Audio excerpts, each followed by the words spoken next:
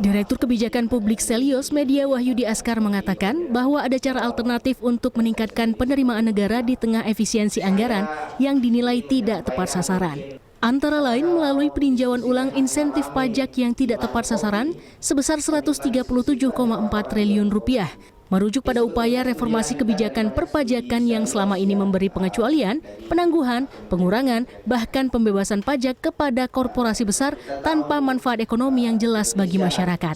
Potensi realokasi belanja perpajakan yang selama ini lebih menguntungkan konglomerat akan mengumpulkan penerimaan sebesar 137,4 triliun rupiah. Selain itu juga memajaki kekayaan pada 50 orang terkaya di Indonesia senilai 81,6 triliun rupiah. Ini adalah pajak progresif yang dikenakan atas total kekayaan bersih individu, meliputi aset tanah, properti, saham, kendaraan, karya seni, dan simpanan rekening. Bayangkan 50 orang terkaya itu 50 juta setara kekayaannya dengan 50 juta masyarakat Indonesia. Itu mengerikan sekali datanya. Dan kalau seandainya struktur pajak kita nggak dirubah, maka itu akan semakin banyak kebocorannya gitu ya. Dan bansos kita loh ya, ingat itu hanya 1-2% dari PDB. Dan itu kan bansos ya. Dan makanya tadi saya sampaikan ada corporate welfare. Jadi pemerintah juga membantu menyejahterakan perusahaan. Dan sayangnya perusahaan besar yang lebih banyak disejahterakan karena banyaknya pengurangan pajak, insentif pajak, belanja pajak kita juga naik dari tahun ke tahun.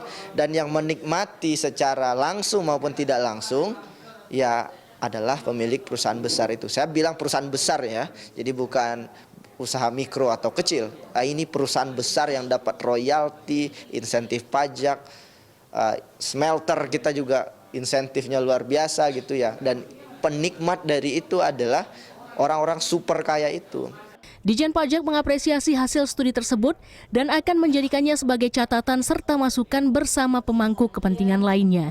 Namun, diperlukan kajian mendalam salah satunya pada studi pengakhiran insentif pajak pro konglomerat, di mana insentif seperti tax holiday dan tax allowance masih dibutuhkan untuk menjadi pemanis bagi investasi yang ingin masuk ke Indonesia. Nah, memang kita merasa betul teman-teman, saya bicara banyak dengan teman-teman dari kementerian lembaga yang terkait. Memang walaupun banyak kajian menyatakan bahwa insentif itu bukan single factor yang menentukan investasi, tetapi dirasa masih perlu, setidaknya faktor kelima atau keenam. Makanya kita perlu nanti tolong masukkan juga, barangkali Selyos bisa membuat satu kajian terpisah. Apa sih skema insentif yang paling pas setelah era global minimum tax ini juga mungkin barangkali saya banyak diskusi juga dengan teman-teman di luar. Nah, tapi mungkin Selyos bisa berkajian skema insentif yang paling pas buat industri kita seperti apa. Kita memahami industri kita masih perlu untuk menarik attract investment dari luar ke dalam.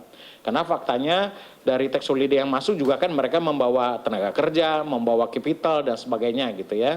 Selain alternatif pajak tersebut, pemerintah berpeluang memajaki karbon 76,4 triliun rupiah, pajak produksi batubara 66,5 triliun rupiah, pajak windfall profit sektor ekstraktif 50 triliun rupiah, serta pajak atas penghilangan keanekaragaman hayati 48,6 triliun rupiah.